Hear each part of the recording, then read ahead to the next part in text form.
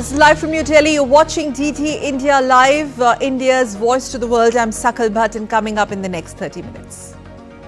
British Prime Minister Starmer tells world leaders to be prepared to defend a potential peace deal in Ukraine, calls for concrete commitments to support Ukraine. Head of the ISIS in Iraq and Syria killed in Iraq in coordinated operation involving US, Iraqi and Kurdish forces. Balochistan Liberation Army claims to have killed all 214 Pakistani military hostages taken in train hijack incident.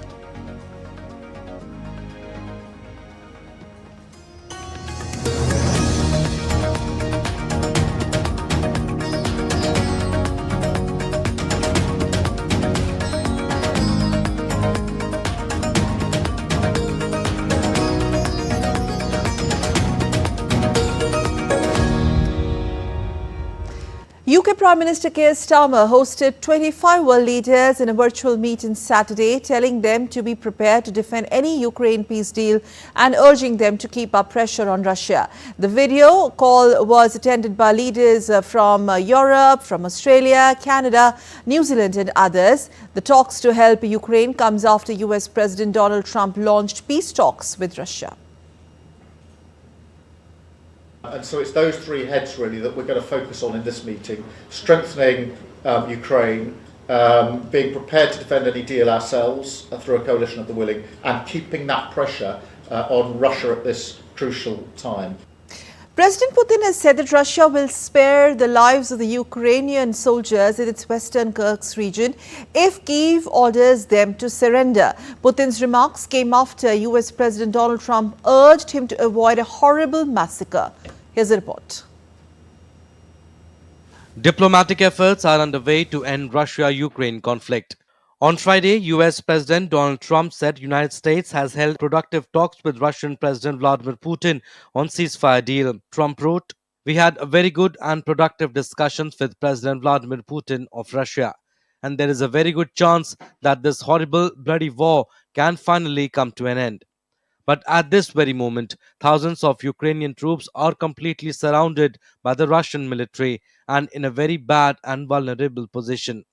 I have strongly requested to President Putin that their lives be spared."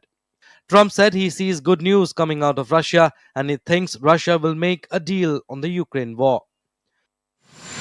We've had some pretty good news coming out of Russia. We're hearing good things. Who knows, but we're hearing good things. They're in a very strong position militarily with quite a few Ukrainian soldiers, but hopefully nothing will happen with that. I've asked them not to let anything happen, and I hope that nothing happens. In the field, there's a very vulnerable group of Ukrainian soldiers right now that are actually surrounded. And that's not good, because we don't want them to die. Enough people have died. So we'll see what happens with regard to all of it. But I'm getting, from the standpoint about a ceasefire and ultimately a deal, some pretty good vibes coming out of Russia. In response, Russian President Vladimir Putin said on Friday that Russia will guarantee the safety of Ukrainian troops in the Kursk region if they surrender. At the same time, we understand President Trump's call to be guided by humanitarian considerations with respect to these servicemen. In this regard, I would like to emphasize that if they lay down their arms and surrender, they will be guaranteed life and decent treatment in accordance with international law and the laws of the Russian Federation. For the effective implementation of the US President's call, a corresponding order from the military political leadership of Ukraine for its military units to lay down their arms and surrender is necessary. A US proposal for a 30-day interim ceasefire has already been accepted by Ukraine. A lot of diplomacy, a lot of negotiations that can bring peace closer. Now on the table is the American proposal of unconditional silence in the sky, at sea and on the front. Ukraine accepts this proposal. Rapid movements towards guaranteed security, towards the end of this war, towards a reliable peace. Our team works very well at the meeting in Saudi Arabia. Contacts with the American sides are ongoing. Добре попрацювали. While Moscow said it would only agree to if certain conditions were met. French President Emmanuel Macron said on Friday that Russia must accept a proposed 30-day ceasefire deal. On battlefield, Russia announced on Friday that its forces had recaptured another settlement in the Kursk region previously held by Ukraine. Russia's emergency services also released images showing the evacuation of civilians from Sudza. However, Ukraine has denied its forces in Kursk were encircled, describing the claim as a Russian fabrication. Ukraine also held a March on Volunteer Day of Ukraine in central Kiev on March 14. Activists of nationalist youth groups took part in the procession. Bureau Report, DD India. And now we take you live once again to UK Prime Minister Keir Starmer hosting top 25 world leaders in a virtual meet that's currently underway. Let's listen in. Defence and security of Europe, which is a really important part of the argument I've been making about the era that we're now in. In terms of Russia's position, I think it's really important at this point that we put maximum pressure on Russia. This yes but is not good enough, and that's why the collective resolve this morning was to put pressure, and we can collectively put pressure on Russia. There were a lot of countries represented this morning, a very strong collective resolve. And so I think we made real progress this morning, and that momentum and that resolve by a number of countries and making sure we continue to be forward-leaning is really important. Thank you very much. I've got Harry from ITV. Thank you, Prime Minister. Keir Starmer speaking on putting pressure on Russia, hinting at striking a peace deal with Ukraine. Remember, he's hosting, in fact, with that, I think that his virtual address to at least 25 world leaders also concludes.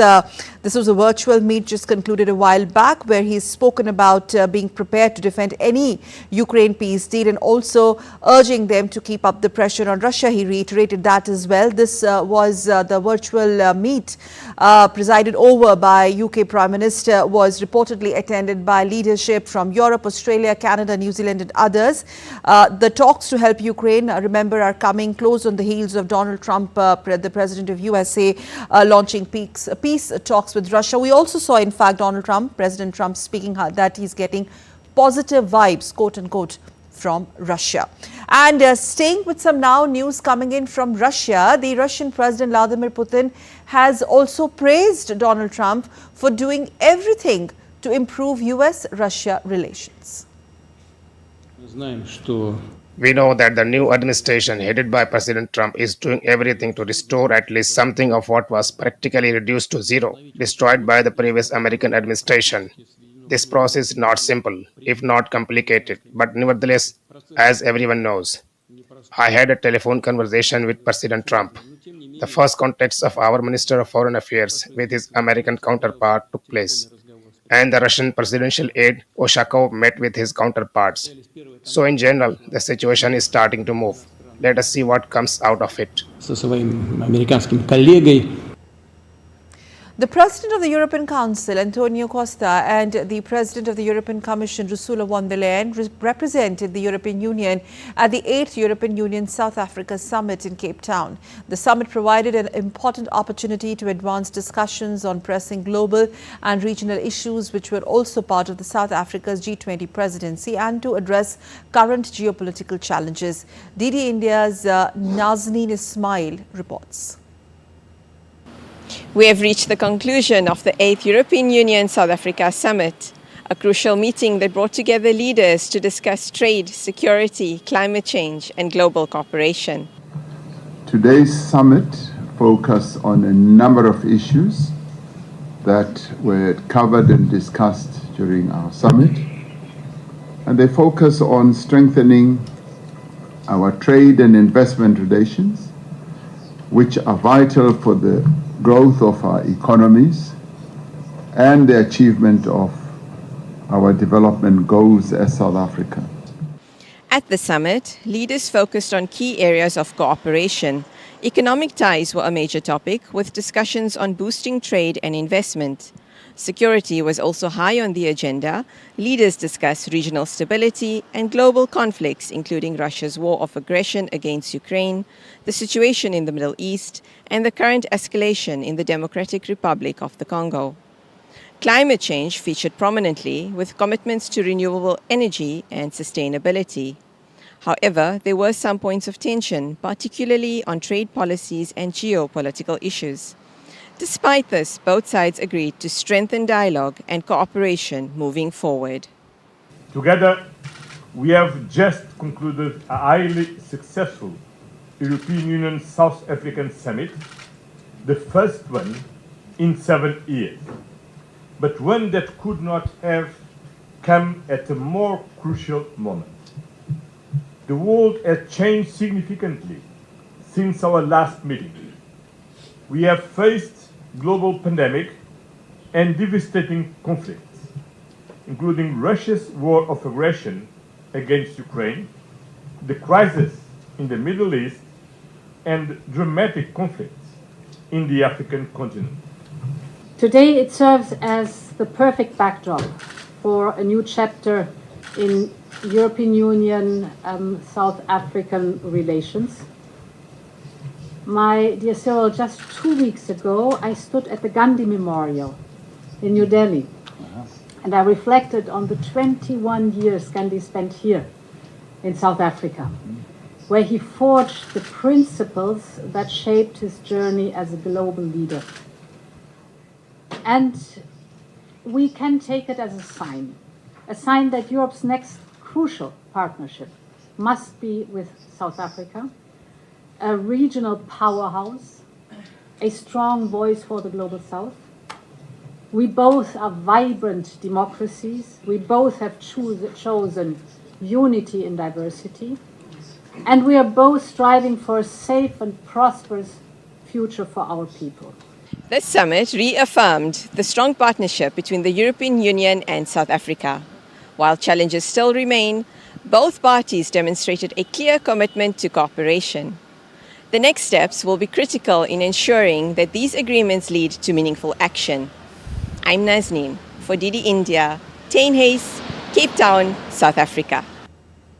In other news, the US military has killed the top ISIS leader known as Abu Khadija and another ISIS operative in an airstrike conducted in cooperation with Iraq.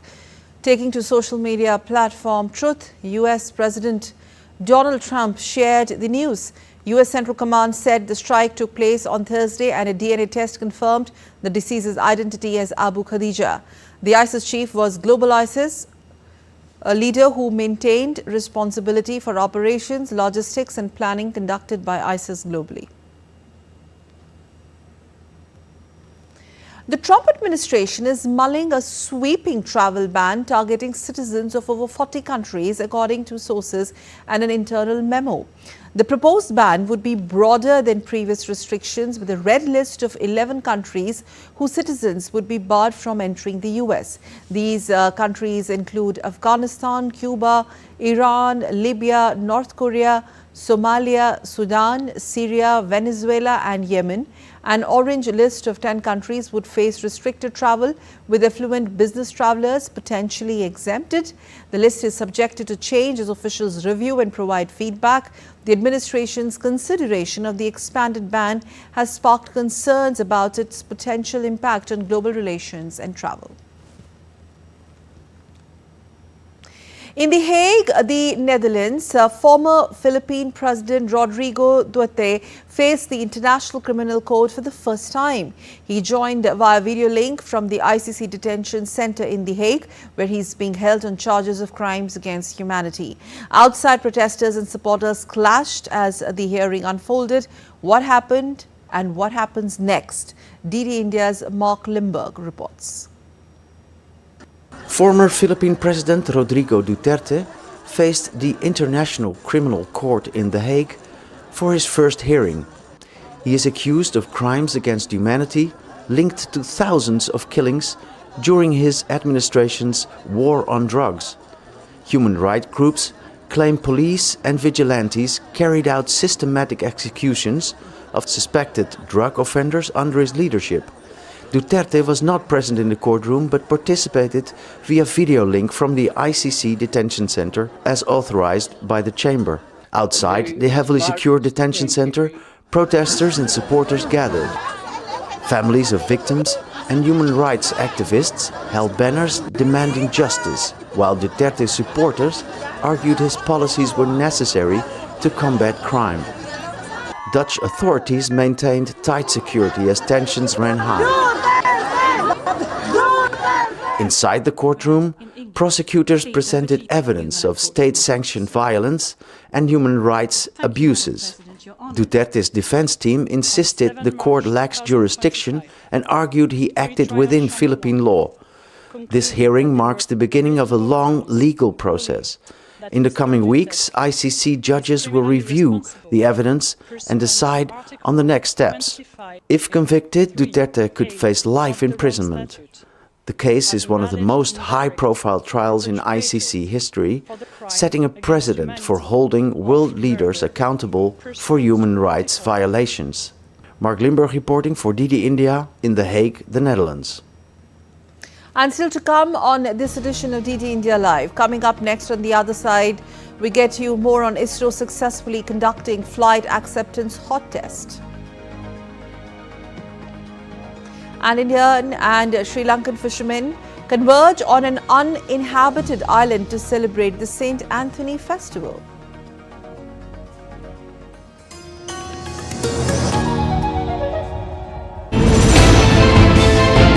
Geopolitics and trade deals. Economic challenges amid development. Hard work and the path to prosperity. It's the economy always. Between walkers, money is what money does and says. Supply creates its own demand. Between the bulls pulls and bears tears. When supply chains globalization and India rises to the podium. We'll get you centered with the economic brief at 8 p.m. every Thursday on DD India.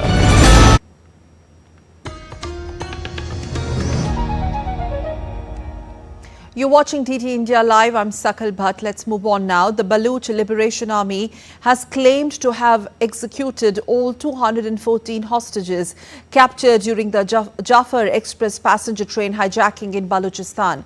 The BLA says that Pakistani forces have failed to respond to a 48-hour ultimatum for a prisoner exchange leading to the mass execution.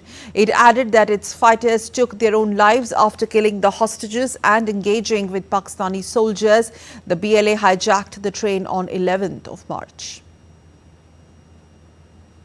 Meanwhile, a blast struck a mosque in Pakistan's South Waziristan area, injuring a Jamaat Ulema Islam Fazal leader and 3 others, including 2 children.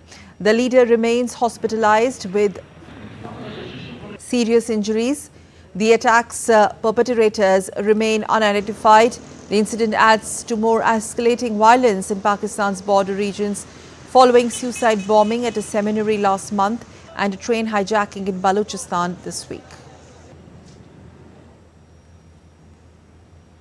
In other news, India's Home Minister Amit Shah on Saturday inaugurated the newly constructed administrative building of Lachit Barphukan Police Academy at Dergaon in northeastern state of Assam. After inaugurating the first phase of the police academy, the minister also laid the foundation stone of the academy's housing project and was accompanied by State Chief Minister Himanta Biswa, Dr. Himanta Biswa Sharma, and Union Ports, Shipping and Waterways Minister Sarabanda Sonowal, along with several ministers and MLAs. Home Minister also attended a ceremony in Mizoram, making the relocation of the Assam Rifles Battalion headquarters. The event featured a ceremonial exchange of maps, symbolizing the official handover of the key facilities to the state government. The land will now be reserved for public use under the Restriction of Use of Transferred Land Act. Addressing the gathering, Amit Shah highlighted the centre's commitment to the development of the entire northeast region. Narendra Modi सरकार मोदी जी के नेतृत्व में 10 साल से पूरे north east को मजबूत करने का, एकजुट करने का हर प्रयास कर रही है। नॉर्थ ईस्ट में टूरिज्म से लेकर टेक्नोलॉजी तक, स्पोर्ट्स से लेकर स्पेस तक और एग्रीकल्चर से लेकर एंटरप्रेन्योरशिप तक हर क्षेत्र में विकास के नए आयाम नरेंद्र मोदी सरकार गढ़ रही है। The State Bank of India has released its latest Eco-Rap report, shedding light on crucial aspects of India's economy. The report provides a comprehensive analysis of inflation trends, industrial growth, monetary policy expectations and corporate sector performance, forecasting positive growth, though with some global risk as well. Now, SBI research anticipates that the Reserve Bank of India will implement a cumulative interest rate cut of 75 basis points in the current fiscal year. The rate cuts are projected to occur in April and June 2025 with a possible third reduction in October 2025. Report mentions that India's consumer price index inflation decreased to a 7-month low of 3.6% in February 2025, primarily due to a significant decline in food prices. Notably, vegetable inflation turned negative for the first time in 20 months, driven by substantial price drops in garlic, potatoes and tomatoes. According to report, the industrial production reported a robust growth of 5% in January 2025 as compared to 3.2 in December 2024. The manufacturing sector led this growth with a 5.5% increase, while mining expanded by 4.4%. The Indian Space Research Organisation or ISRO on Friday successfully conducted the flight acceptance hot testing of the cryogenic engine identified for the 6th operational mission of launch vehicle Mark III in Tamil Nadu. In a statement, ISRO said the hot test was performed differently this time, with the engine being tested for a longer duration of 100 seconds for the first time using an innovative nozzle protection system under non-vacuum conditions. As per the statement, performance of the CE-20 engine met all the test objectives and the parameters were closely matching with the predictions during the entire duration of the test.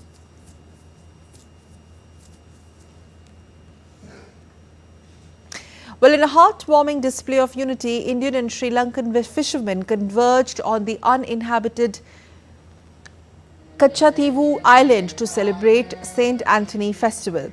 The festivities commenced with a flag hosting ceremony and a way of the cross procession at the island's St. Anthony Church. The Indian Coast Guard ensured the pilgrims' safety by deploying ships and an aircraft.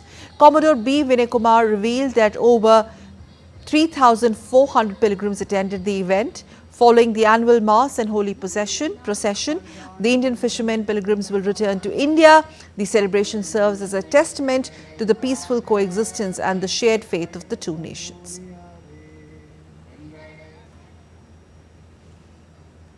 SpaceX founder Elon Musk has said that its massive Starship rocket would leave for Mars at the end of 2026 with Tesla humanoid robot Optimus on board, adding that human landings could follow as soon as 2029.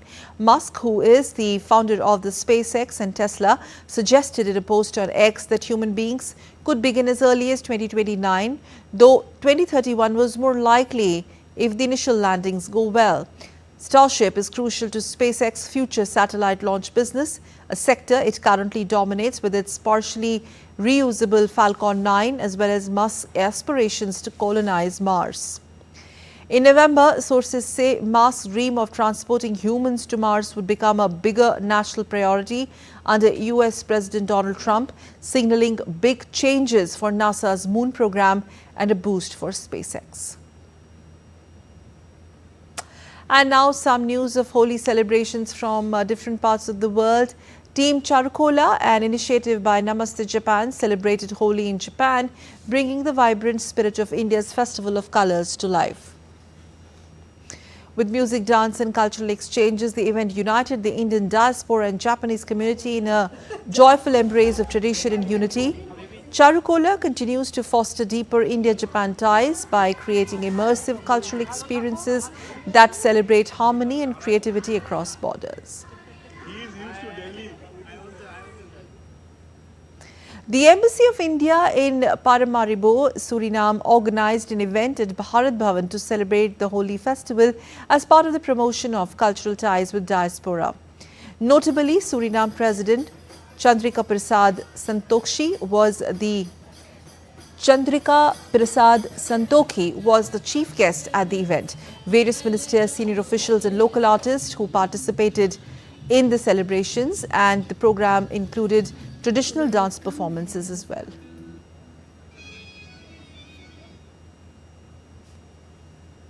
And the Embassy of India, Jakarta, in partnership with India Club Jakarta, organized a vibrant Holi festival on 15th of March 2025, attended by Indian community members, persons of Indian origin, local well-wishers and diplomats. The event highlighted the rich cultural heritage of India through joyful festivities. With colorful celebrations, music and camaraderie, the festival served as a bridge for fostering cross-cultural relationships in Indonesia.